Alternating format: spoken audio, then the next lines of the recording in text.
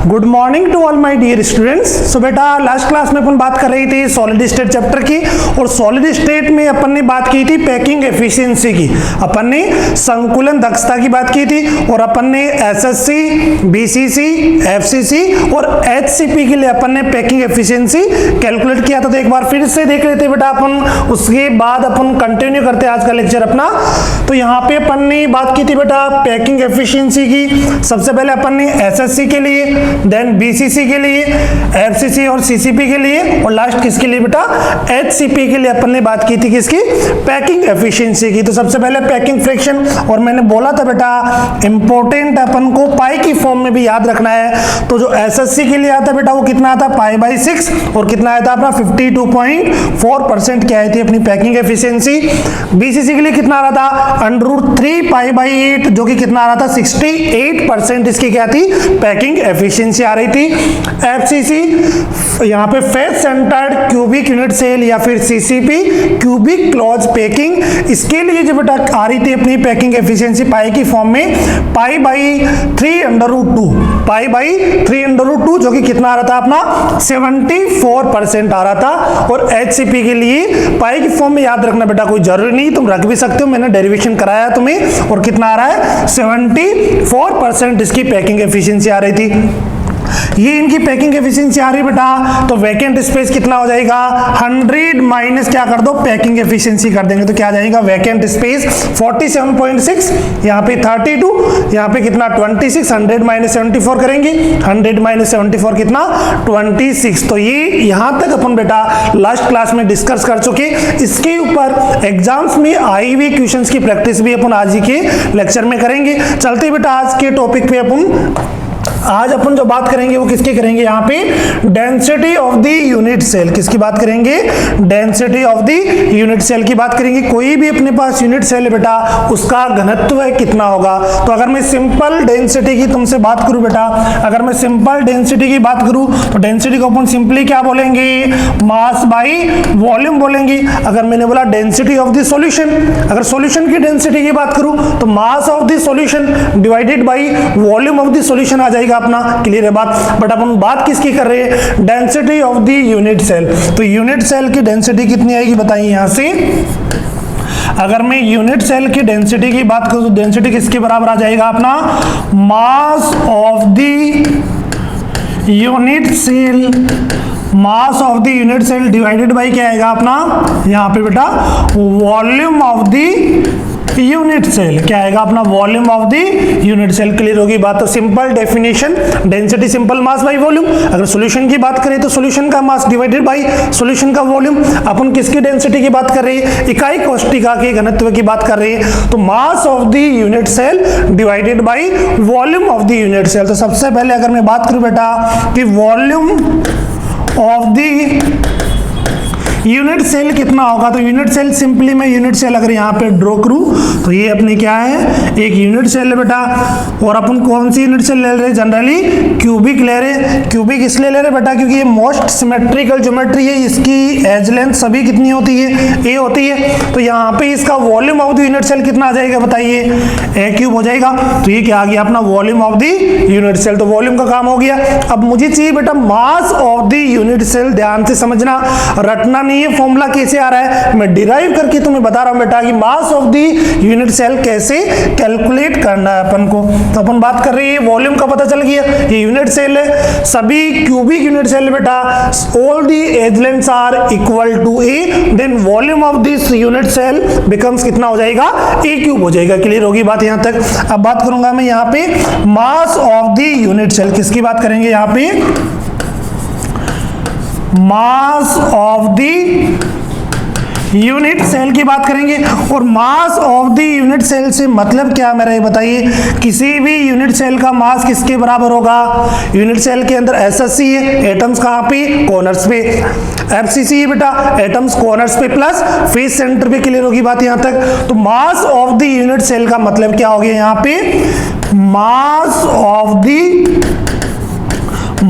The बोलिए effective number of atoms, प्रभावी परमाणु की संख्या के मास के बराबर होगा। क्लियर होगी बात कि mass of the unit cell का मतलब क्या हो गया, mass of the effective number of atoms, effective number of atom जितने उस यूनिट सेल के अंदर है उनका मास डिवाइडेड बाय उस यूनिट सेल का मास कर देंगे तो क्या आ जाएगा अपने पास, डेंसिटी आ जाएगी। क्लियर होगी यहां तक।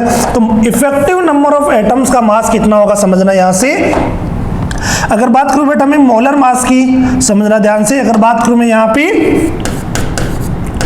मोलर मास की, तो मोलर मास किसके बराबर होता है अपना, मोलर मास किसके बराबर होगा, mass of 1 mole of atoms. Molar mass का मतलब क्या होता है बेटा, mass of 1 mole of atom होता है। मोलर मास कितना हो गया, mass of 1 mole of atom. For example अगर मैं बात करूं यहां पे सोडियम का मॉलिक्यूलर मास, मोलर मास कितना होगा बताओ, 23 क्या होगा, ग्राम पर मोल होगा अपना। क्लियर होगी बात, कितना होगा सोडियम का 23 ग्राम पर मोल होगा। तो ये मोलर मास, मोलर मास का मतलब mass of 1 mole of atom. Molar mass को बेटा मैं एम से डिनोट कर रहा हूं और यहाँ पे mass of 1 mole of atom का मतलब कितना हो गया, 1 मोल का मतलब 6.023 इंटू 10⁻23 एटम्स इंटू क्या हो जाएगा यहाँ पे मास ऑफ एन एटम। एक एटम का mass multiplied by 6.023 into 10⁻23। Clear है मेरी बात। यहाँ पे मुझे mass of the unit cell find करना है, means mass of the effective number of atoms. मैंने मोलर मास किसके बराबर होगी बेटा, 1 मोल एटम्स का मास, और 1 मोल का मतलब कितने एटम्स अपने पास, 6.023 इंटू 10⁻23। और इस नंबर को मैं क्या बोलता हूं बेटा, इतने एटम्स का मतलब क्या हो गया, इसको किससे डिनोट करते बेटा, एवोगाड्रो नंबर, एवोगाड्रो नंबर इसको अपन बोलते हैं। ये बात समझ में आ रही बेटा कि मॉलिक्यूलर मास का मतलब mass of 1 mole of atom, और 1 मोल का मतलब कितने एटम्स है, 6.023 into 10⁻23 atoms into mass of an atom हो गया। क्लियर हो गया, यहां तक समझना ध्यान से इस बात को। तो यहां से मास ऑफ एक सिंगल एटम का मास कितना आ जाएगा बताओ, सिंगल एटम का मास, उसका मॉलिक्यूलर मास डिवाइडेड बाय कितना आ जाएगा, एन आ जाएगा। एक सिंगल एटम का मास कितना आ गया बेटा, ये क्या है, सिंगल एटम का मास है बेटा, एम एटम का मतलब एक सिंगल एटम का मास कितना, उसका molecular mass divided by N. अपने पास किसी भी यूनिट सेल में नंबर ऑफ एटम्स कितने होंगे बताइए, नंबर ऑफ एटम्स कितने होंगे किसी भी यूनिट सेल में, नंबर ऑफ एटम्स जेड होंगे बेटा। एसएससी है तो कॉर्नर्स पे, एफसीसी है तो कॉर्नर्स पे प्लस फेस सेंटर पे, बीसीसी है तो कॉर्नर्स पे प्लस बॉडी सेंटर पे। तो एक एटम का मास इतना है, तो किसी भी यूनिट सेल में एटम्स कितने होंगे, हमेशा जेड की बराबर होंगी। क्लियर होगी बात। तो यहाँ पे मास ऑफ एन एटम, तो mass of the effective number of atoms कितना हो जाएगा बोलिए, मास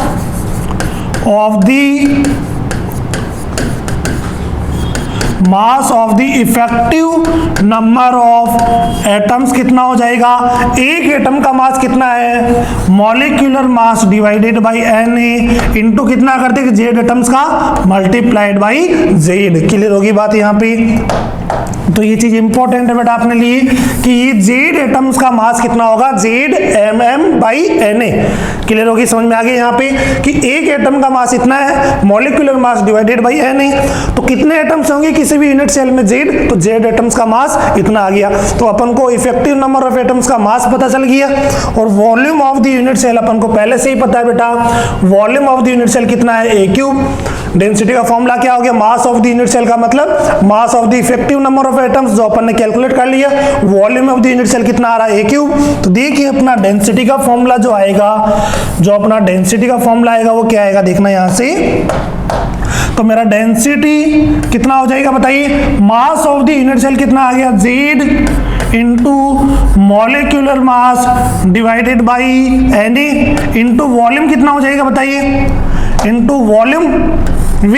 तो यहां से डेंसिटी कितना आ गई बताइए, Z into molecular mass divided by any multiplied by volume कितना होगा, ए क्यूब होगा। तो ये आगे बेटा अपना डेंसिटी का फॉर्मूला, और जितना स्टार लगा बेटा उतना कम है। वेरी वेरी इंपॉर्टेंट, एग्जाम्स पे डायरेक्ट बेटा इस फॉर्मूले पे क्वेश्चंस पूछे जाएंगे, और फॉर्मूला अपन को याद होना चाहिए। डेंसिटी किसके बराबर, जेड। जेड क्या है बेटा, effective number of atoms, molecular mass Na into volume of the unit cell कितना हो गया, ए क्यूब हो गया। तो यहाँ पे मैं लिख देता हूँ बेटा, यहाँ पे डी क्या है, डी स्टैंड्स फॉर डेंसिटी।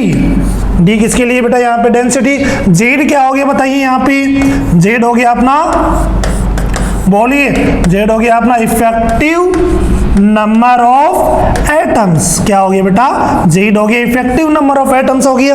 और इफेक्टिव नंबर ऑफ एटम्स मुझे पता है बेटा, एसएससी के लिए जेड की वैल्यू कितनी होगी, बोलिए 1। बीसीसी के लिए जेड की वैल्यू कितनी होगी, बोलिए 2। और एफसीसी या सीसीपी के लिए जेड की वैल्यू कितनी होगी, 4। तो यहाँ पे जेड पता लग गया बेटा, जैसा भी क्वेश्चन बोल रहा है उसके अकॉर्डिंग।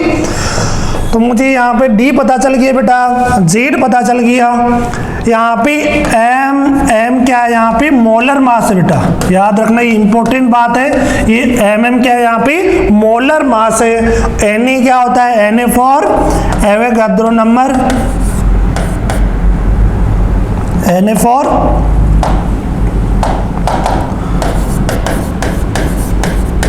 एवोगाद्रो नंबर होगी बेटा अपना। और यहाँ पे ए क्या हो गया, a is the edge length of the unit cell. बेटा यूनिट सेल का क्या होगी, इकाई कोष्टिका की लंबाई होगी। यहाँ पे किनारे की लंबाई होगी बेटा किसकी, इकाई कोष्टिका के किनारे की लंबाई। तो क्लियर हो गया ये फॉर्मूला। इस फॉर्मूले बेटा 5 variables, density, Z, molecular mass, Na, ए क्यूब। अगर मैं इन 4 चीजों को चेंज करूं, जेड चेंज हो जाएगा, इनको चेंज करूंगा डेंसिटी चेंज हो जाएगी। तो यहाँ पे इन 5 में से बेटा कोई 4 की वैल्यू अपन को क्वेश्चंस में गिवन होगी, और 5वां अपन को यहाँ से फाइंड करना है। कोई भी 4 की वैल्यू क्वेश्चन में गिवन होगी, और 5th चीज बेटा यहाँ से अपन को फाइंड आउट करनी है। क्लियर हो गया यहाँ पे ये चीज। तो यहाँ पे ये formula very very very important है बेटा। यहाँ पे फिर से बोल रहा हूं मैं, इसके ऊपर स्टार लगा लेना, ये फॉर्मूला याद होना चाहिए। देखना डायरेक्ट एग्जाम्स में क्वेश्चंस आए इस फॉर्मूले से। और याद रखने के लिए बेटा मैं अपना तरीका बताऊं, याद रखने के लिए मैं अपना तरीका बताऊं, क्योंकि बेटा अपन को फाइनली चीजें याद रखनी है, चाहे वो तुम अपने ट्रिक बना के याद करो, चाहे टीचर की ट्रिक को फॉलो करो। क्योंकि याद रखना बेटा कुछ टाइम्स बाद ऐसे होता है कि कौन सी वैल्यू ऊपर आ रही है, कौन सी नीचे आ रही है, वो भूल जाते हैं। तो डेंसिटी किसके बराबर, जनरली मास बाई वॉल्यूम। तो मास को मैंने क्या ले लिया, मॉलिक्यूलर मास बाई वॉल्यूम कितना यूनिट सेल का, a cube. Mass mw by volume a cube, और इंटू जेड बाई Na कर दो। तो ये क्या आ गया अपना फॉर्मूला, मुझे याद भी हो गया। पहले मास बाई वॉल्यूम कर दो, सिंपल, जेड बाई Na। तो ये डेंसिटी का फॉर्मूला मुझे याद करने के लिए भी मैंने देख लिया। क्लियर होगी बात यहाँ पे। तो ये है डेंसिटी की बात मैंने की। इस फॉर्मूले पे क्वेश्चंस की प्रैक्टिस अपन करेंगे बेटा। क्लियर हो गया यहाँ तक। चलते हैं नेक्स्ट टॉपिक पर। डेंसिटी की बात अपन ने की बेटा, इस पे क्वेश्चंस की प्रैक्टिस करेंगे अपन। आगे हेडिंग डाले बेटा कोऑर्डिनेशन नंबर, आगे अपन हेडिंग डालेंगे कोऑर्डिनेशन नंबर। कोऑर्डिनेशन नंबर को शॉर्ट में बोलेंगे C.N। कोऑर्डिनेशन नंबर की बात मैं कर रहा हूं यहाँ पे। तो कोऑर्डिनेशन नंबर होता है क्या, वो देखेंगे अपन यहाँ पे। तो सबसे पहले बात करेंगे कोऑर्डिनेशन नंबर की, जिसे मैं हिंदी में बोलूंगा बेटा समन्वय संख्या। हिंदी में बोलेंगे इसको समन्वय संख्या। तो कोऑर्डिनेशन नंबर होता क्या है यहाँ पे देखना अपन को, किसके अंदर, कोई भी यूनिट सेल के अंदर कोऑर्डिनेशन नंबर से क्या मीनिंग है बेटा, वो अपन देखेंगे यहाँ पे। तो कोऑर्डिनेशन नंबर का मतलब क्या होता है, number of nearest neighbours, number of nearest neighbor of an atom or particle in a unit cell। In unit cell. तो क्लियर होगी मेरी बात बेटा यहाँ पे कि यहाँ पे कोऑर्डिनेशन नंबर से मीनिंग क्या है यहाँ पे कि number of nearest neighbours of an atom और particle in the unit cell. कोई भी यूनिट सेल के अंदर किसी एक एटम के बेटा नंबर ऑफ नियरेस्ट नेबर्स कितने होंगे उसे क्या बोलेंगे अपन यहाँ पे कोऑर्डिनेशन नंबर की बात कर रहे हैं अपन। तो कोऑर्डिनेशन नंबर का क्या हो गया मतलब यहाँ पे समन्वयी संख्या से मतलब है किसी भी यौगिक में निकटतम परमाणुओं की संख्या, किसी भी यौगिक में निकटतम परमाणुओं की संख्या को अपन क्या बोलेंगे यहाँ पे कोऑर्डिनेशन नंबर बोलेंगे बेटा। क्लियर हो गया मेरी बात यहाँ पे। तो यहाँ पे number of nearest neighbours of an atom और particle in a unit cell is called coordination number. उसे क्या बोलेंगे कोऑर्डिनेशन नंबर बोलेंगे। अब वन बाई वन अपन कोऑर्डिनेशन नंबर की बात करते हैं बेटा। सबसे पहले बात करूंगा मैं किसके लिए, एसएससी के लिए बात करूंगा बेटा। सिंपल क्यूबिक यूनिट सेल के लिए कोऑर्डिनेशन नंबर कितना होता है। तो यहाँ पे सबसे पहले मैं एसएससी ड्रॉ कर लेता हूं, सिंपल क्यूबिक यूनिट सेल सबसे पहले बना रहे हैं अपन क्या बेटा यहाँ पे SSC simple cubic unit cell. अब सिंपल क्यूबिक यूनिट सेल के लिए अपना कोऑर्डिनेशन नंबर कितना होगा वो भी अपन देखते हैं। सिंपल क्यूबिक यूनिट सेल में एटम्स कहां पे होंगे बोलिए, कॉर्नर्स पे होंगे। एसएससी में एटम्स कहां पे होते हैं बोलिए, कॉर्नर्स पे होते हैं। तो इसके लिए नंबर ऑफ नियरेस्ट नेबर्स कितने होंगे बताओ, कोऑर्डिनेशन नंबर कितना होगा एसएससी के लिए। तो देखो मैं एक एटम को ले रहा हूं बेटा, एक मेरे पास एटम को मैंने पकड़ा यहाँ पे, एक एटम है तो एक एटम इधर भी होगा इसके, एक एटम अपना ये रहा, ये टच कर रहा है तो इसको दो एटम, एक एटम ये इसको टच करेगा तो एक एटम इधर इसको टच करेगा। क्लियर हो गया। एक एटम ये टच कर रहा है तो एक एटम इधर भी होगा। तो इसका कोऑर्डिनेशन नंबर जो आ रहा है बेटा एसएससी में कितना आ रहा है अपना 6 कोऑर्डिनेशन नंबर आ रहा है। एक कॉर्नर्स 8 कॉर्नर्स को टच कर रहा है वो बात अलग है। अगर मैं एटम रख रहा हूं तो ये एटम इधर वाले देखो टच करेगा, एक इधर वाले को टच करेगा, दूसरा इधर वाले को टच करेगा, एक नीचे वाले को टच करेगा। सिमिलरली इस एज पे टच होगा, एक इस एज पे टच होगा। तो एसएससी के लिए कोऑर्डिनेशन नंबर कितना आ गया 6 आ गया। अब देखते बेटा इसको 3D में थोड़ा इमेजिनेशन देखते हैं इसका कि कोऑर्डिनेशन नंबर को अपन 3D में इमेज करते हैं। तो देखना यहाँ पे अपन बात कर रहे हैं बेटा किसकी, कोऑर्डिनेशन नंबर की। तो ये मैं बात कर रहा हूँ कोऑर्डिनेशन नंबर में एसएससी की क्यूब। तो यहाँ पे कोऑर्डिनेशन नंबर में अपन किसकी बात करें बेटा, एसएससी में कोऑर्डिनेशन नंबर की अपन बात कर रही है। तो कोऑर्डिनेशन नंबर का मतलब क्या है यहाँ पे कि एक कॉर्नर से कितने कॉर्नर टच करे। तो यहाँ पे इस क्यूब में देखना बेटा ये कॉर्नर में ले रहा हूँ, समझना ध्यान से, ये कॉर्नर है तो एक एटम ये टच करेगा तो एक ऊपर होगा, एक इधर टच कर रहा है तो एक इधर भी होगा। क्लियर हो गया, 4 हो गए। और एक अपना इधर हो गया, इधर हो गया, एक इधर टच करेगा तो एक सामने भी आएगा। तो कोऑर्डिनेशन नंबर कितना हो गया एसएससी में 6 हो गया। यहाँ पे 3D में देख लीजिए बेटा एसएससी में कोई एक एटम में यहाँ पे ले रहा हूं और उसका कोऑर्डिनेशन नंबर अपन देखते हैं किसके अंदर, एसएससी के अंदर। तो देखना यहाँ पे एसएससी में बात कर रहा हूं बेटा। तो यहाँ पे एसएससी में एटम्स देखो, एक एटम मैंने ये एटम लिया, एक एटम यहाँ पे मैं ले रहा हूं, समझना ध्यान से। इस एटम को देखो, एक एटम यहाँ पे मैंने ये कॉर्नर वाला ले लिया, एक इधर टच कर रहा है तो एक कहाँ पे होगा, एक सामने भी होगा। क्लियर होगी बात। एक देखो बेटा इधर टच कर रहा है तो एक इधर पीछे भी होगा, एक इधर टच कर रहा है तो एक इधर भी होगा। तो कोऑर्डिनेशन नंबर जो आ गया अपना कितना आ गया एसएससी में 6 कोऑर्डिनेशन नंबर आ गया। क्लियर होगी मेरी बात। तो कोऑर्डिनेशन नंबर का मतलब क्या है, नंबर ऑफ नियरेस्ट नेबर्स, एक एटम के नंबर ऑफ नियरेस्ट नेबर्स कितने हैं उसे अपन ने बोला कोऑर्डिनेशन नंबर। चलते बेटा एसएससी के बाद सेकंड अपना बीसीसी के लिए कोऑर्डिनेशन नंबर कितना होगा देखते हैं। सेकंड बात करता हूं मैं किसके लिए, फॉर बीसीसी के लिए कोऑर्डिनेशन नंबर। तो बीसीसी बनाते हैं सबसे पहले, बीसीसी का मतलब कहां पे होंगे एटम्स बोलिए, अरे बोलो भाई। बीसीसी का मतलब एटम्स कहां पे होंगे, कॉर्नर्स पे प्लस कहां पे होंगे, बॉडी के सेंटर पे। कहां पे होंगे, कॉर्नर्स पे प्लस बॉडी के सेंटर पे। तो ये मैंने कॉर्नर्स पे एटम्स बनाए बीसीसी में। ये कहां पे बनाया अपन ने, कॉर्नर्स पे एटम्स को ड्रॉ किया। सेकंड कहां पे होंगे बोलो, एक कहां पे होगा, बॉडी के सेंटर पे होगा। एक एटम कहां पे होगा, अपना बॉडी के सेंटर पे होगा। अब बीसीसी के लिए कोऑर्डिनेशन नंबर कितना आएगा, अपन ने देखा बेटा कि बीसीसी में कॉर्नर्स वाले एटम्स आपस में टच नहीं करते। ये सारे के सारे 8 एटम्स किसको टच करते हैं बताओ अपना, ये 8 के 8 एटम्स किसको टच करेंगे बोलिए, इन सभी कॉर्नर्स वाले एटम्स को टच करेंगे। तो यहाँ पे बीसीसी में जो कोऑर्डिनेशन नंबर है वो कितना हो गया बेटा अपना, बोलिए कितना हो गया, 8 कोऑर्डिनेशन नंबर आ गया। एसएससी में कितना था, सीएन कोऑर्डिनेशन नंबर 6, एक कॉर्नर्स इधर 6 एटम्स आ रहे थे। बीसीसी में कितना हो गया बेटा, 8 कोऑर्डिनेशन नंबर अपना हो गया। देखते हैं अपन बीसीसी में भी एक इमेज के थ्रू देखते बेटा अपने यहाँ पे बीसीसी। तो ये अपना बीसीसी है बेटा। बीसीसी में अगर मैं कोऑर्डिनेशन नंबर की बात करूं यहाँ पे, तो कोऑर्डिनेशन नंबर देखना यहाँ पे कि बीसीसी एटम्स कहाँ पे, एटम्स बेटा 1 2 3 4 5 6 7 8 कॉर्नर्स पे है, और एक एटम अपना कहाँ पे है, बॉडी के सेंटर पे।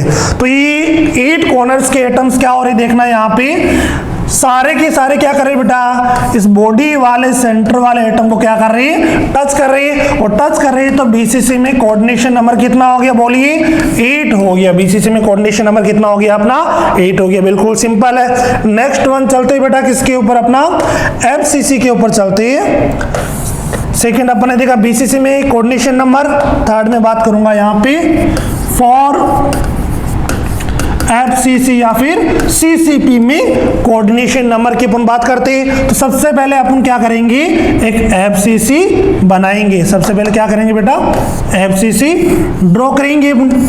एफसीसी का मतलब क्या होगा, एटम्स कहाँ पे होंगे बोलिए, एटम्स होंगे सर कॉर्नर्स पे, प्लस कहाँ पे होंगे, फेस सेंटर पे। कॉर्नर्स पे होंगे, कॉर्नर्स पे तो होंगे ही होंगे बेटा, प्लस कहाँ पे होंगे, अपने फेस की सेंटर्स पे भी होंगे। कॉर्नर्स पे होंगे, बाकी एटम्स कहाँ पे अपने बोलिए, एक इस फेस के सेंटर पे होगा, एक इस फेस सेंटर पे, एक इस फेस सेंटर पे, एक यहाँ पे और एक यहाँ पे। क्लियर होगी मेरी बात।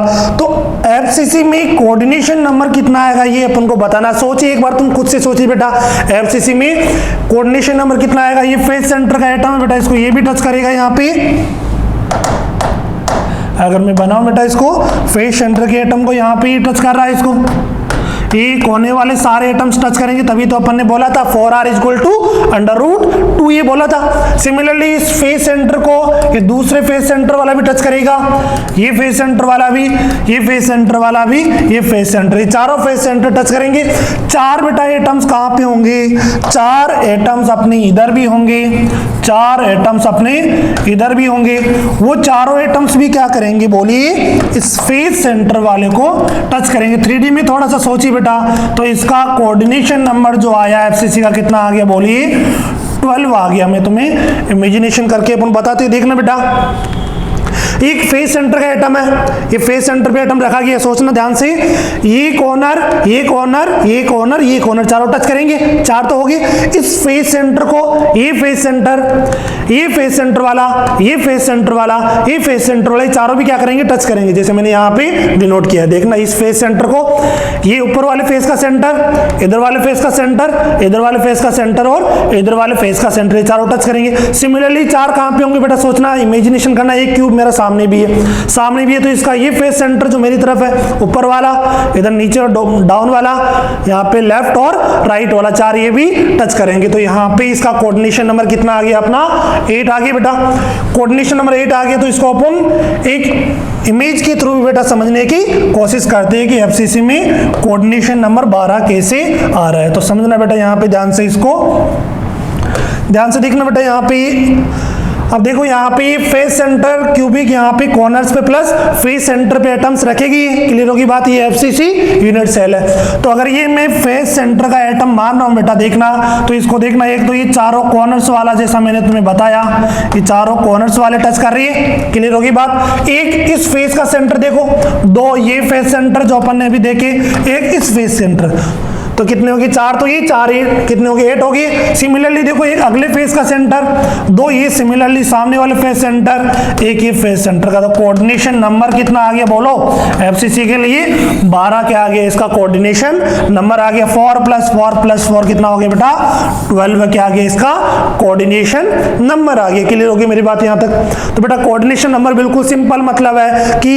एक एटम के नंबर ऑफ नियरेस्ट एटम्स कितने हैं, कितने एटम्स उसको टच खर्च कर रहे हैं उसी को अपन क्या बोल रहे हैं, कोऑर्डिनेशन नंबर, सीएन नंबर या समन्वय संख्या बोल रहे हैं। तो एसएससी में अपन ने देखा 6, बीसीसी में देखा 8, एफसीसी में अपन तुम्हारे सामने इमेज है कितना आ गया 12 कोऑर्डिनेशन नंबर अपना आ गया। चलते ही बेटा नेक्स्ट एग्जांपल पे, 3 अपन ने देख लिया एसएससी, बीसीसी और एफसीसी सीसीबी।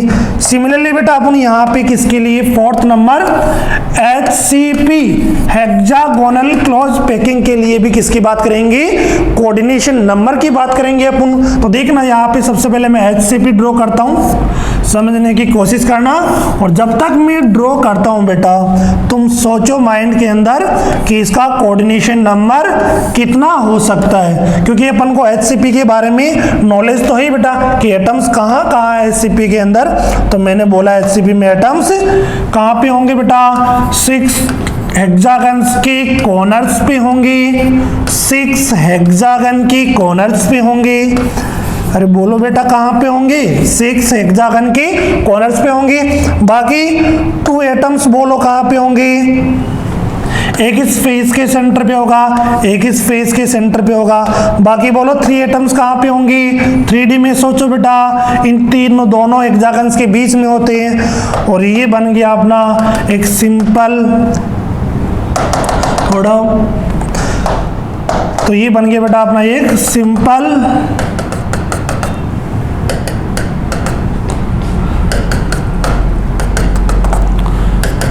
ये क्या बन गया, एचसीपी बन गया। तो इस एचसीपी के अंदर सोचना बेटा कि कोऑर्डिनेशन नंबर जो होगा वो कितना होगा, 3 एटम इधर है। फिर से देखो अब सोचना 3D के अंदर एक हेक्सागन यहाँ है, हेक्सागन यहाँ पे बीच में 3 एटम्स है, फिर अपना एक हेक्सागन आ गया, फिर 3 एटम्स आ जाएंगे, क्लियर होगी मेरी बात, फिर क्या आ जाएंगे अपने पास 3 एटम्स आ जाएंगे।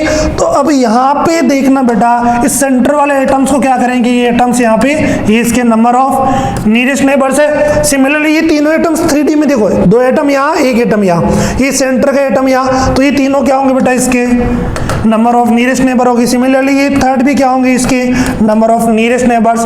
तो यहाँ पे कोऑर्डिनेशन नंबर जो आ गया कितना आ गया 6, 3 कितना 9 और 3 कितना हो गया 6 + 3 + 3 कितना हो जाएगा बेटा 12। इसका क्या आ गया अपने पास कोऑर्डिनेशन नंबर आ गया, क्या आ गया 12 कोऑर्डिनेशन नंबर आ गया। क्लियर होगी मेरी बात यहाँ तक। चलते बेटा इसको एक 3D एग्जांपल से भी अपन देख लेते हैं एचसीपी को।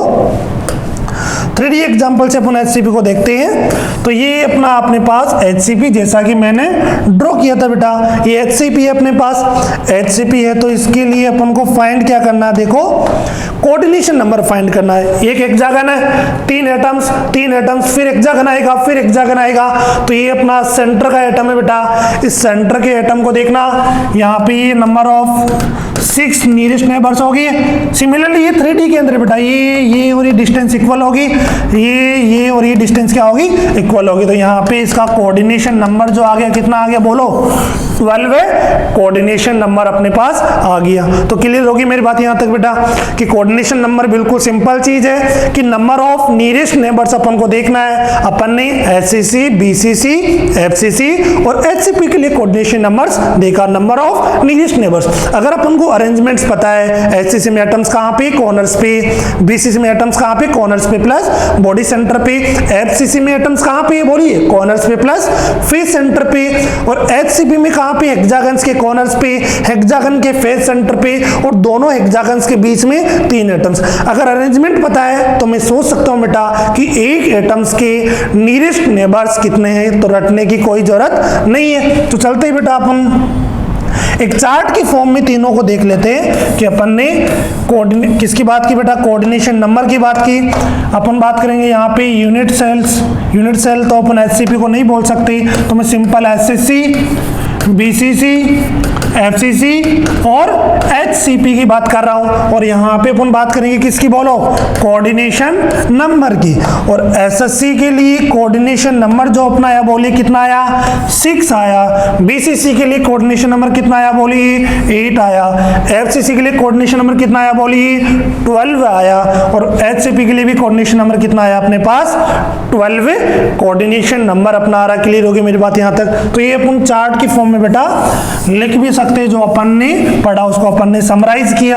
क्लियर होगी मेरी बात यहाँ तक। तो ये था अपना डेंसिटी और कोऑर्डिनेशन नंबर का कॉन्सेप्ट। अब अपन इन पे क्वेश्चंस की प्रैक्टिस करेंगे बेटा। तो डेंसिटी का फॉर्मूला एक बार रिकॉल कर लीजिए। डेंसिटी का फॉर्मूला मैंने तुम्हें क्या बताया था, density is equal to molecular mass divided by volume a cube Z divided by N है। तो क्लियर होगी बात ये डेंसिटी का फॉर्मूला। तो ये फॉर्मूला मैंने डिराइव करके भी बताया बेटा।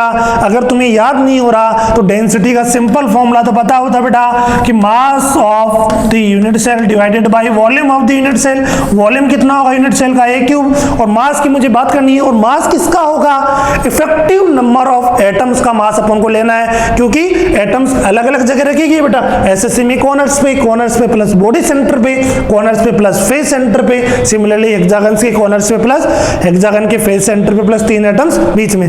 तो क्लियर होगी बात। तो अपन मास किसका लेंगे, यूनिट सेल का मास का मतलब ही क्या है बेटा कि इफेक्टिव नंबर ऑफ एटम्स का मास। और मुझे पता है कि मॉलिक्यूलर मास का मतलब क्या होता है, 1 मोल एटम्स का मास। और 1 मोल का मतलब 6.023 इंटू 10 की पावर 23 एटम्स। और एक एटम का मास मैंने मान लिया, तो वहां से एक एटम का मास कितना है, तो अपने पास mw/n और अपने पास एटम्स कितने, z into m molecular mass divided by Na। और यही चीज अगर मैं यहाँ पे रख दूं z into molecular mass divided by Na, तो ये क्या बन गया अपना डेंसिटी का फॉर्मूला बन गया। क्लियर होगी मेरी बात। कोऑर्डिनेशन नंबर की अपन ने बात कर ली। अब अपन कुछ क्वेश्चंस की प्रैक्टिस करते हैं बेटा। तो डेंसिटी के ऊपर बेस्ट क्वेश्चंस है और अपना कोऑर्डिनेशन नंबर जो भी है इस पे तो डायरेक्ट क्वेश्चन आएगा बेटा कि एसएससी के लिए कोऑर्डिनेशन नंबर, बीसीसी के लिए कोऑर्डिनेशन नंबर, एफसीसी के लिए कोऑर्डिनेशन नंबर। और पैकिंग फ्रैक्शंस के ऊपर भी, पैकिंग एफिशिएंसी के ऊपर भी बेटा कुछ क्वेश्चंस अपन ने यहाँ पे दे रखे हैं। तो अपन बात करते हैं क्वेश्चंस के ऊपर आ जाते हैं बेटा।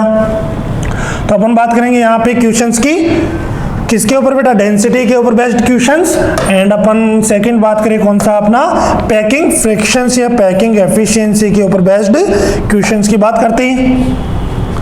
तो क्वेश्चंस की प्रैक्टिस इंपॉर्टेंट है बेटा, जो भी बात है अपनी यहाँ पे।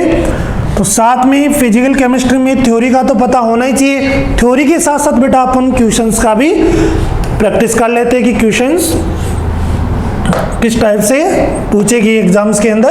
तो अपना फर्स्ट क्वेश्चन सामने बेटा, पैकिंग एफिशिएंसी के एक बार फिर से मैं तुम्हें बता देता हूं पैकिंग एफिशिएंसी के बारे में, कि पैकिंग एफिशिएंसी के बारे में अपन ने स्टार्टिंग में देखा था।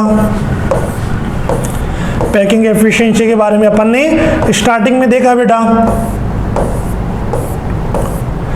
तो यहाँ पे एक बार फिर से देख लेते हैं। ये अपना डेंसिटी का डेरिवेशन अपन ने देखा, ये अपना पैकिंग एफिशिएंसी का चार्ट आगे क्लियर है बात, जो अपन पहले पढ़ चुके बेटा। ये पैकिंग एफिशिएंसी का चार्ट पूरा अपन ने डेरिवेशन देखा, बट याद अपन को यही चीजें रखनी है बेटा। ये चीजें याद मतलब तुम्हारा एग्जाम्स के मतलब पॉइंट ऑफ व्यू से बेटा अपना क्लियर हो जाएगा यहाँ से। तो देखते हैं अपन यहाँ पे अपने क्वेश्चंस पे आ जाते हैं। तो फर्स्ट क्वेश्चन बेटा देखो, एपीएमटी 2008 के अंदर पूछा गया है। अब देखो बिल्कुल simple question, with in seconds के क्वेश्चंस एग्जाम्स में आए। Percentage of free space in body centred cubic unit cell. BCC में फ्री स्पेस की बात कर रहा है, तो मैंने लिखा सर बीसीसी में पैकिंग एफिशिएंसी कितनी होती है, बोलो भाई 68% होती है। क्लियर होगी बात। तो फ्री स्पेस कितना हो जाएगा, बोलो भाई, फ्री स्पेस हो गया 100 माइनस 68%, कितना आ गया बोलो, 32% आ गया। बोलो कितना आ गया, 32%। 4 ऑप्शन अपना क्लियर हो गया। विद इन सेकंड्स बेटा, 5 सेकंड का क्वेश्चन आया था। देखो कितना टाइम यहां से सेव हुआ, अगर अपन को डाटा याद है तो। कि बीसीसी के लिए याद है बेटा, एसएससी के लिए कितना 52.4, बीसीसी के लिए 68, एफसीसी के लिए 74, एचसीपी के लिए भी 74। क्लियर होगी मेरी बात यहाँ पे। तो बिल्कुल सिंपल क्वेश्चन, ऑप्शन नंबर 4 क्या हो गया, करेक्ट हो गया। चलते हैं नेक्स्ट क्वेश्चन नंबर सेकंड पे। तो देखो क्वेश्चन नंबर सेकंड बेटा, ये पीएमटी अपना 2007 के अंदर ये क्वेश्चन अपन से पूछा गया है। ये पीएमटी 2007 के अंदर ये क्वेश्चन पूछा गया। क्वेश्चन क्या बोल रहा है, the fraction of total volume occupied by the atoms present in simple cubic unit cell. SSC में तो टोटल वॉल्यूम ऑक्यूपाइड, कितना वॉल्यूम ऑक्यूपाइड कर रहे हैं बेटा वो बताइए, 52.4% ऑक्यूपाई कर रहे हैं। और ये जो वैल्यू तो कहां से आई थी बेटा बताओ, मैंने बोला π/6 से आई थी, जैसा कि मैंने तुम्हें चार्ट के अंदर लिखा है भी बेटा। एसएससी के लिए कितना π/6 अपनी वैल्यू थी, और देखो यहीं से क्वेश्चन अपना आ गया डायरेक्ट, कितना π/6, और अपन को पाई की फॉर्म में गिवन था, तो ऑप्शन नंबर सेकंड क्या हो गया अपना, देखते ही करेक्ट आंसर हो गया बेटा। ऑप्शन नंबर सेकंड क्या हो गया, करेक्ट हो गया। कब आया था बेटा, 2007 के अंदर ये क्वेश्चन आया था। चलते ही देखो नेक्स्ट क्वेश्चन पे, बिल्कुल सिंपल क्वेश्चन से बेटा, पैकिंग फ्रैक्शंस पे, और बहुत बार एग्जाम्स में आए भी है बेटा, इस बार भी आ सकते बेटा, क्योंकि लास्ट टाइम पैकिंग फ्रैक्शन का क्वेश्चन अपने पास नहीं आया। तो देखो नेक्स्ट क्वेश्चन की बात करता हूं। जब ये बेटा जेईई मेंस AEEE हुआ करता था, all India engineering entrance examination 2010 के अंदर ये क्वेश्चन पूछा गया है। तो देखो यहाँ पे क्वेश्चन क्या बोल रहा है, परसेंटेज फ्री स्पेस किसके अंदर बोल रहा है वो, क्यूबिक क्लोज पैकिंग मतलब CCP, और दूसरा कौन सा, body centred cubic unit cell. तो सबसे पहले बात करूंगा मैं CCP की, इधर बात करेंगे किसकी बोलो, BCC की। तो CCP में पैकिंग एफिशिएंसी कितनी होती है बताओ, 74% होती है, और BCC में कितना होता है बोलो, 68% होता है। अपन से किसकी बात कर रही है, फ्री स्पेस की बात कर रहा है बेटा, किसकी बात कर रही है अपन से, फ्री स्पेस की। तो फ्री स्पेस कितना हो जाएगा, 74%, 100 माइनस 74% कितना आएगा, 26% आ जाएगा। 100 माइनस 68% कितना आ जाएगा बोलो, 32% आ जाएगा। तो कौन सा ऑप्शन हो जाएगा बोलो, 32, 26, 32। तो क्लियर हो गया बात। तो सेकंड ऑप्शन क्या हो गया अपना, करेक्ट हो गया। तो ऑप्शन नंबर थर्ड का कौन सा ऑप्शन आ गया बेटा, सेकंड। बिल्कुल सिंपल क्वेश्चन। देखो बेटा अपने सारे क्वेश्चन से स्टार्ट से पूछे गए, पैकिंग एफिशिएंसी का जो भी क्वेश्चन आएगा पाई की फॉर्म में आ सकता है, या तो किसकी फॉर्म में बेटा, पाई की फॉर्म में आ सकता है, या फिर किसकी फॉर्म में, परसेंटेज की फॉर्म में आ सकता है, या वैकेंट स्पेस। तो यहीं से सारे क्वेश्चंस पूछे गए जो अपन एक चार्ट की फॉर्म में लिखे थे। तो ये क्वेश्चन भी अपना बिल्कुल इजी क्वेश्चन पूछा गया था। चलते हैं नेक्स्ट क्वेश्चन की तरफ। चलते हैं क्वेश्चन नंबर 4। देखो बेटा क्या बोल रहा है अपन से, क्वेश्चन नंबर 4 क्या बोलना चाह रहा है। तो देखो बेटा क्वेश्चन नंबर 4 अपन से क्या बोल रहा है कि the vacant space in BCC। देखो फिर से क्वेश्चन आ गया, कब, APMT 2015 के अंदर क्वेश्चन पूछ लिया। बिल्कुल सिंपल बात किसकी हो रही है बोलो, BCC की बात हो रही है। तो BCC में पैकिंग एफिशिएंसी कितना आएगी बोलो, 68% आएगी। तो फ्री स्पेस कितना हो जाएगा बोलो, यहाँ से अगर मैं बात करूं फ्री स्पेस की, तो फ्री स्पेस कितना हो जाएगा, 68, 100 माइनस 68 कर देंगे कितना आ जाएगा, 32%। कौन सा ऑप्शन, ऑप्शन नंबर 4 क्या हो गया, करेक्ट हो गया। तो बिल्कुल सिंपल क्वेश्चन पूछा गया बेटा। चलते ही क्वेश्चन नंबर 5 की तरफ। अब देखो क्वेश्चन नंबर 5 अपना आ गया डेंसिटी के ऊपर बेस्ड क्वेश्चन। अभी तक जो क्वेश्चंस अपन ने देखे वो किसके ऊपर बेस्ड थे बेटा, वो क्वेश्चंस थे अपने किसके ऊपर, पैकिंग एफिशिएंसी, पैकिंग फ्रैक्शन के ऊपर बेस्ड क्वेश्चन। अब अपन बात करते हैं डेंसिटी की। कोऑर्डिनेशन नंबर के मैंने क्वेश्चन बता दिए, डायरेक्ट पूछेंगे कि एसएससी में कोऑर्डिनेशन नंबर 6 होता है, BCC में कितना होता है बोलिए 8 होता है, FCC SCCP में कितना होता है बोलिए 12 होता है, और HCP में कितना होएगा बोलिए 12 होता है। अपन देख चुके, वहां से डायरेक्ट क्वेश्चन आएगा। अब डेंसिटी के क्वेश्चंस इंपॉर्टेंट है, थोड़ा सा टाइम कंज्यूमिंग क्वेश्चंस आते हैं बेटा, ये कैलकुलेशंस अपन को इनके लिए आनी चाहिए, कैलकुलेशंस अच्छी होनी चाहिए। देखिए क्वेश्चंस की बात करता हूं मैं।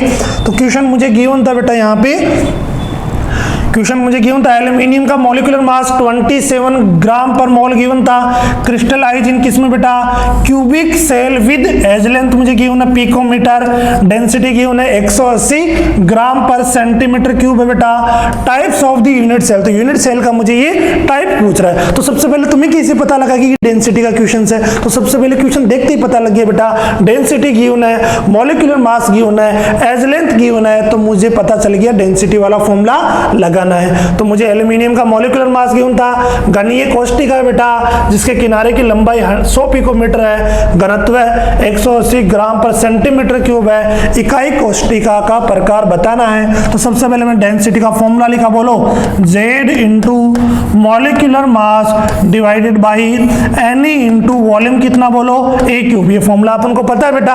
अब इसके अंदर देखो 4 चीज नॉन होगी, एक अननोन होगी, हमेशा ये होगा कि 4 वैल्यूज अपन को पता होगी, एक पता नहीं होगी, तो वो इजीली कैलकुलेट कर सकते हैं। तो क्वेश्चन में देखो बेटा घनत्व कितना गिवन है बताओ। अगर बात करूं मैं डेंसिटी की, कितना गिवन है 180 gram per centimetre cube given है। क्या गिवन है, मैं लिख भी देता हूं बेटा, ग्राम पर सेंटीमीटर क्यूब गिवन है। जेड की वैल्यू अगर मुझे पता चल जाए बेटा, तो मुझे पता चल जाएगी कि वो क्या है, एसएससी है, बीसीसी है, एफसीसी है या फिर एचसीपी है। क्लियर होगी बात यहां तक। तो देखिए मॉलिक्यूलर मास मुझे कितना गिवन है, 27 ग्राम पर मोल गिवन है बेटा। मैं यूनिट्स भी लिख देता हूं एक बार, ग्राम पर मोल गिवन है। Na कितना होगा 6.023 इंटू 10 की पावर 23 होगा, इंटू ए क्यूब। ए कितना गिवन है बेटा 100 पिकोमीटर गिवन है, और अपन को यहाँ सेंटीमीटर में लेना है।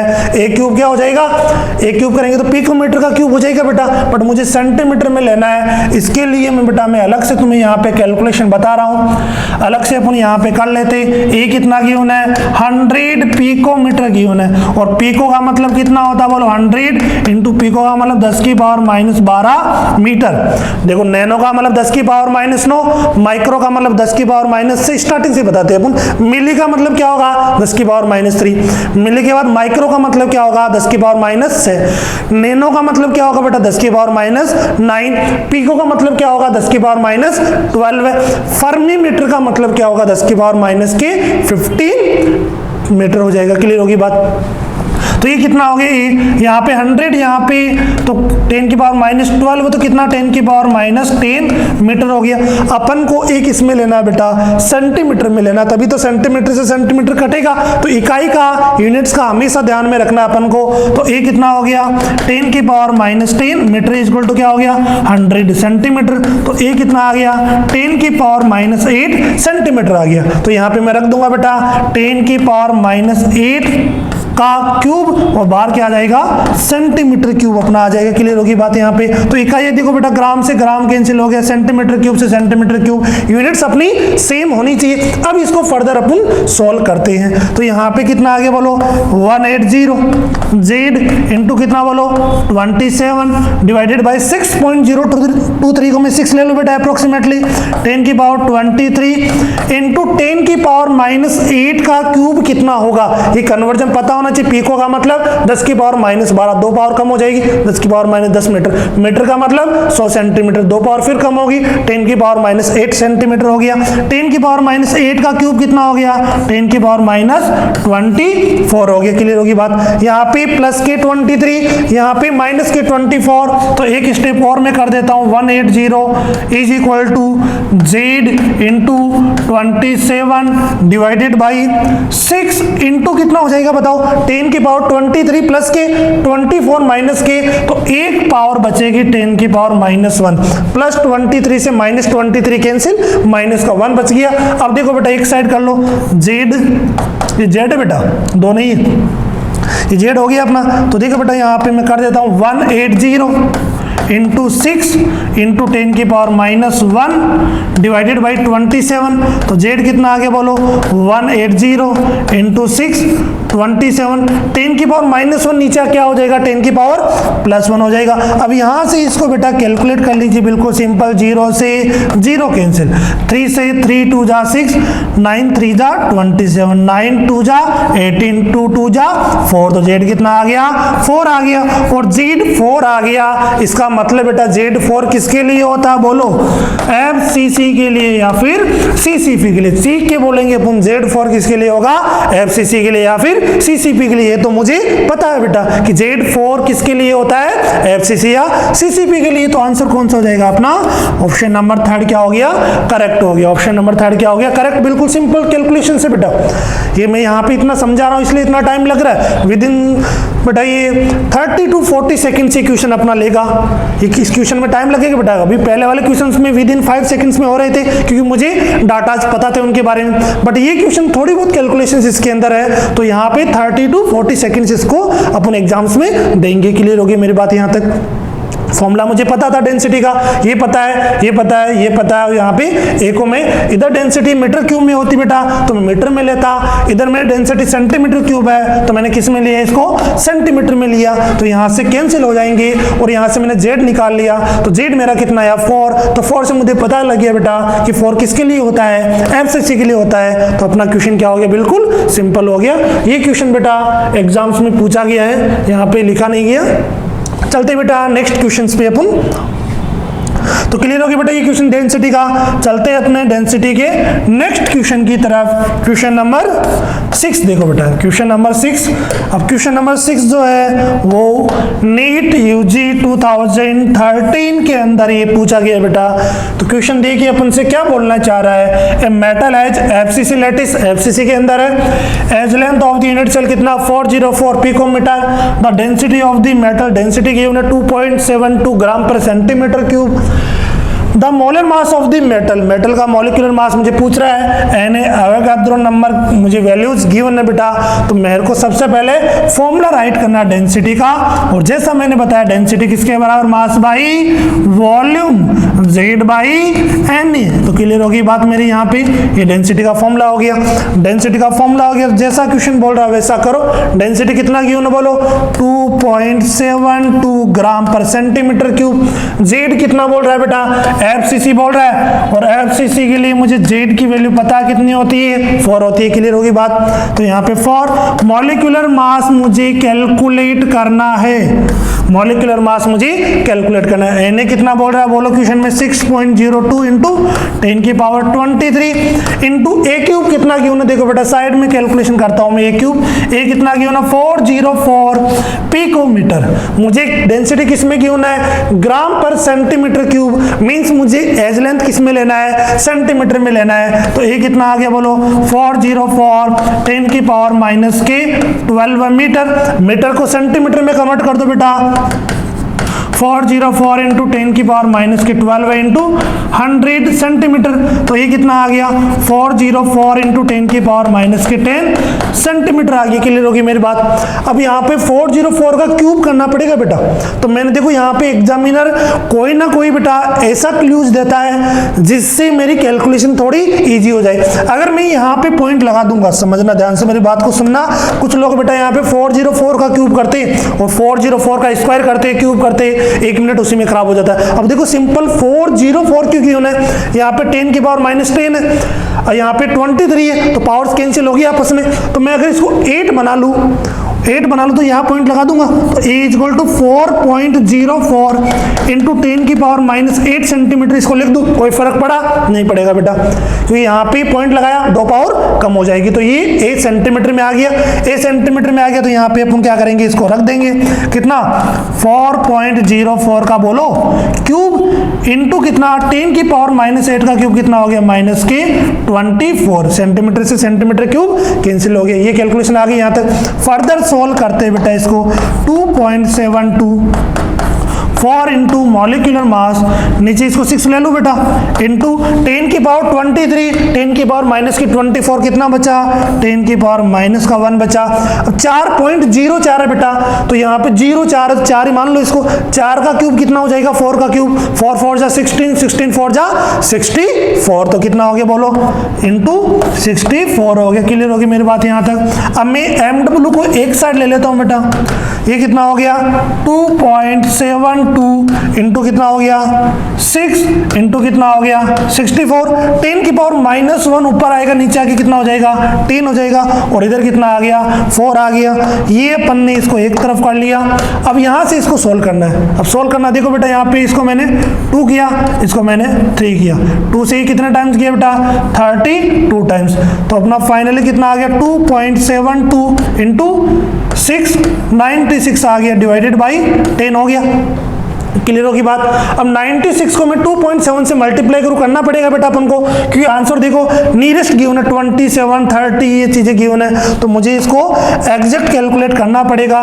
मैं 2.7 को 96 से मल्टीप्लाई करूँ, 6 7 जा कितना 2 आ गया, 4 आ गया, 16 आ गया, 3 आ गया, 6 24 हो गया, 2 आ गया, 9 आ गया, 5 आ गया, 2 आ गया, 21 पॉइंट लगेगा बेटा। कितना आ गया? 259.2 आ गया। डिवाइडेड बाई अपन क्या कर देंगे बोलो, यहाँ पे डिवाइडेड बाई आगे देखो बेटा, अगर मैं आगे तुम्हें बताऊं तो ये चीज को कैलकुलेट किया तो कितना आया? 259.2 डिवाइडेड बाई 10, और 10 से डिवाइड करोगे तो 25.92 के आसपास आ गया, मीन्स 26 आ गया बेटा। तो 26 के नियरेस्ट कौन सा अपना? 27। अपन ने क्या कर दिया, इसको टिक कर दिया। तो क्लियर होगी बात, बिल्कुल सिंपल है बेटा, कैलकुलेशंस भी सिंपल है, बट फॉर्मूला अपन को डेंसिटी का पता होना चाहिए, फॉर्मूला डेंसिटी का अपन को पता होना चाहिए। क्लियर हो गया यहाँ तक? डेंसिटी गिवन थी, जेड की वैल्यू एफसीसी के लिए कितनी होती है? 4। देखो प्रीवियस लेक्चर्स काम में आ रहे बेटा सारे के सारे, तो विदाउट अगर तुम यहाँ से स्टार्ट करोगे तो चीजें क्लियर नहीं होगी। इससे पहले कि सारे लेक्चर्स बेटा प्रॉपर एक बार देखिए, फिर यहाँ से जेड की वैल्यू मुझे पता है, एन ए मुझे पता है, ए क्यूब मुझे गिवन था पिकोमीटर, मैंने मीटर में किया, मीटर को सेंटीमीटर में किया, सेंटीमीटर में करने के बाद भी मैंने दिमाग लगाया 404 का क्यूब करूंगा, इससे अच्छा मैं 4.04 का क्यूब कर लूँ ना बेटा, इजी हो जाएगा। तो यहां से अपना कितना आ गया? आंसर आ गया 4। तो क्लियर होगी बात, 2013 के अंदर ये क्वेश्चन आया था। चलते हैं नेक्स्ट क्वेश्चन की तरफ। मैंने बोला चलते हैं नेक्स्ट क्वेश्चन की तरफ। तो देखो बेटा नेक्स्ट क्वेश्चन अपना कब एग्जाम में आया था? नीट 2016 के अंदर भी डेंसिटी पे क्वेश्चन आया है। क्लियर होगी बात? देखो क्वेश्चन आ रहे हैं बेटा डेंसिटी पे, तो इंपॉर्टेंट है, कभी भी आ सकता है एग्जाम में, और आ गया तो बेटा 4 मार्क्स अपने लिए इंपॉर्टेंट है, 4 मार्क्स अपने लिए इंपॉर्टेंट है। तो क्वेश्चन को रीड करता हूं सबसे पहले मैं, कि लिथियम है जे बीसीसी बोल दिया, मींस इनडायरेक्टली किसकी वैल्यू दे दी? जेड की वैल्यू पता है। डेंसिटी दे रखा है बेटा 530 KG per metre cube, atomic mass gram per mole में गिवन है, और calculate the edge length of the unit cell of the lithium metal, ए अपन को कैलकुलेट करना है। तो सबसे पहले मैंने डेंसिटी का फॉर्मूला लिखा, बोलो भाई डेंसिटी का formula, molecular mass divided by volume, Z divided by N A. तो ये डेंसिटी का फॉर्मूला हो गया अपना। अब मुझे इसके अंदर क्या चीजें गिवन और क्या नहीं बेटा, ए फाइंड करना, बाकी सब कुछ गिवन है। डेंसिटी कितना गिवन है बताओ? 530। अब ये केजी पर मीटर क्यूब में है और मॉलिक्यूलर मास ग्राम में है, तो ग्राम को केजी में कन्वर्ट करना पड़ेगा, केजी को ग्राम में कन्वर्ट करने के लिए 1000 ग्राम पर मीटर क्यूब आ गया। 1000 क्या आ गया अपना? ये ग्राम पर मीटर क्यूब। जेड कितना होगा बीसीसी के लिए बोलो, याद करो पुराने दिन, जेड कितना होगा बीसीसी के लिए? 2 होगा, तो मैंने 2 लिखा। मॉलिक्यूलर मास कितना गिवन है बेटा? 6.94 ग्राम पर मोल गिवन है। एन ए की वैल्यू मुझे पता है बेटा 6.02, 3 × 10 की पावर 23, और ए क्यूब मुझे फाइंड करना है, ए क्यूब मुझे फाइंड करना है। अब यहां से जो ए आएगा बेटा वो किस में आएगा? मीटर में आएगा। अगर मैं ये मीटर में रख रहा हूं, अपन को पिकोमीटर में चाहिए तो मीटर में कैलकुलेट कर लेंगे, उसको पिकोमीटर में कन्वर्ट कर लेंगे। तो देखना आगे अपना नेक्स्ट, तो यहां से इस ए क्यूब को मैं इधर लेके आ रहा हूं, देखना बेटा ध्यान से, 2 × 6.94, 6.02 को मैं 6 मान रहा हूं, 10 की पावर 23 इंटू ये कितना हो जाएगा बताओ? 530 और 1000 हो गया। क्लियर होगी बात? कैलकुलेशन ध्यान से देखना बेटा, ए क्यूब ये कितना हो गया? 2 इंटू, स्टार्टिंग में बेटा कैलकुलेशन को सॉल्व नहीं करना, जब फाइनल हो जाएगी इसके बाद तो मुझे सॉल्व करनी ही पड़ेगी, उसके बाद ही करेंगे। कुछ क्या होता है बेटा, यहीं पे मल्टीप्लाई डिवाइड करना स्टार्ट कर देते, अपन को एंड ऑफ द इक्वेशन बनने के बाद वहां पे कैलकुलेशन करनी है। अब देखो ये कितना 6, देखना बेटा यहाँ पे 23 है, 24, 25, 26, 27, तो कितना कर दूं? 53 × 10 की पावर कितना हो गया बोलो? 27 हो गया। अरे क्लियर है मेरी बात यहाँ तक? चलते ही बेटा आगे की कैलकुलेशन के लिए, ये ए क्यूब हो गया। अब देखो बेटा यहाँ पे ए क्यूब लेंगे तो ये उधर जाएगा, तो 1/3 लेना पड़ेगा। अब कैलकुलेशन को इजी करने के लिए देखो बेटा मैं इसको क्या कर रहा हूँ, इसको मैं लगभग 6.94 है, ये 6.94 है, इसको लगभग कितना मान लो 7, कोई ज्यादा फर्क नहीं पड़ेगा क्योंकि आंसर देखो दूर दूर गिवन है, तो 6.94 को 7 ले लेंगे, कोई ज्यादा फर्क नहीं पड़ेगा। तो 2 × 7 मैंने ऊपर कर दिया, नीचे कितना आ गया? 6 × 53 × 10 की पावर -27 हो गया बेटा।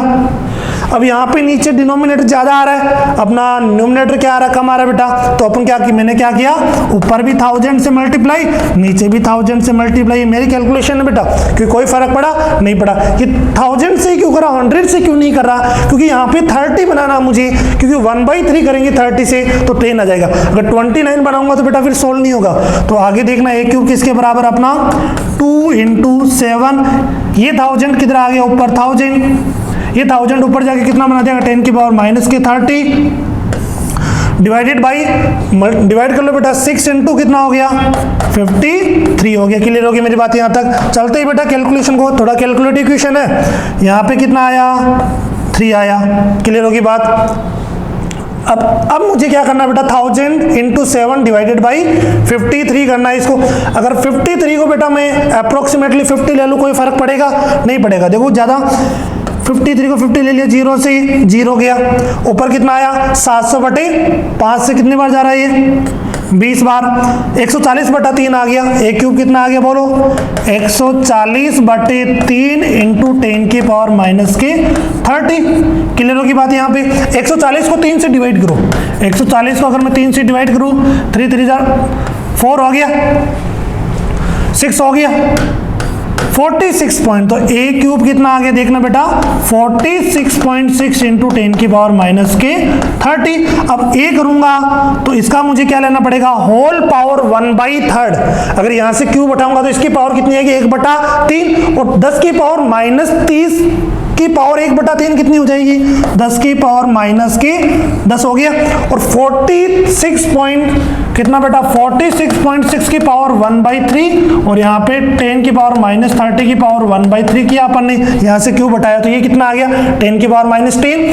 46 की पावर 1/3 कितना होगा, देखो 4 लेता हूँ तो 4 4 जा 14, 16 16 4 जा 64 आ जाएगा। 4 से थोड़ा कम आएगा। 3 लेता हूँ, 3 3 जा 9 और 9 3 जा 27। मीन्स 3 और 4 के बीच में ये वैल्यू आएगी। तो मैंने कितना मान लिया बेटा इसको, ये लगभग 3.51 के आसपास आएगा। तो ये कितना आ गया, 3.51 × 10 की पावर -10। ये मीटर में आंसर आ गया। तो a की वैल्यू कितनी आ गई अपनी, वहां से देखो बेटा a की वैल्यू कितनी आ गई बोलो अपने पास, 3.51 × 10 की पावर -10 मीटर। अपन को किसमें किया ना, पिकोमीटर में। तो ऊपर भी 100 से, नीचे भी 100 से। नीचे वाला 100 कितना बना देगा इसको, 3.51 × ऊपर वाला 100, नीचे वाला 100 कितना बना दिया, 10 की पावर -12 मीटर। और 10 की पावर -12 मीटर को क्या लिख सकता हूं बोलो, पिकोमीटर। 100 से मल्टीप्लाई कर दो, 351 पिकोमीटर। कौन सा ऑप्शन आ रहा है इसके आसपास, 352 पिकोमीटर या 351 पिकोमीटर। ऑप्शन नंबर 3 क्या हो गया अपना, करेक्ट हो गया। क्लियर होगी बात बेटा। तो बिल्कुल सिंपल क्वेश्चन एग्जाम्स में पूछेगी ये बेटा। तो ये थे अपने डेंसिटी और पैकिंग फ्रैक्शंस पे क्वेश्चंस की अपन ने प्रैक्टिस की बेटा। आज का लेक्चर इंपॉर्टेंट था, 2 चीजें अपन ने कवर की, पैकिंग फ्रैक्शंस के क्वेश्चंस भी अपन ने किए और पैकिंग फ्रैक्शंस की बात अपन पहले के लेक्चर्स में कर चुके। और मैंने एक स्टार्टिंग में चार्ट तुम्हें बनवाया था बेटा, वो चार्ट याद रखना, ये चार्ट इंपॉर्टेंट है अपने लिए, ये चार्ट अपने लिए इंपॉर्टेंट है। क्लियर होगी बात। पाई की फॉर्म में भी याद रखना है और अपन को पैकिंग फ्रैक्शन की फॉर्म में भी याद रखना है और अपन को बोलो वैकेंट स्पेस के लिए भी याद रखना है। क्लियर होगी मेरी बात यहाँ पे। तो आज के लेक्चर में अपन ने डेंसिटी की बात की, डेंसिटी का फॉर्मूला याद रखना है। कोऑर्डिनेशन नंबर भी बेटा बिल्कुल सिंपल था, एक बार फिर से बता देता हूँ। Coordination number SSC, BCC, FCC और एचसीपी की बात करता हूँ। कितना आया था बोलिए, एसएससी के लिए 6, बीसीसी के लिए 8, एफसीसी के लिए 12, एचसीपी के लिए 12। क्लियर होगी मेरी बात। तो यहाँ पे बेटा सॉलिड स्टेट चैप्टर का अपना पार्ट 1 कंप्लीट होता है। नेक्स्ट क्लास में अपन पार्ट 2 स्टार्ट करेंगे इसका, कोऑर्डिनेशन किसका, सॉलिड स्टेट का। तब तक बेटा प्रीवियस लेक्चर्स को एक बार अच्छे से देख लीजिए। मिलते हैं नेक्स्ट क्लास के अंदर। Wish you all the best. Thank you बेटा।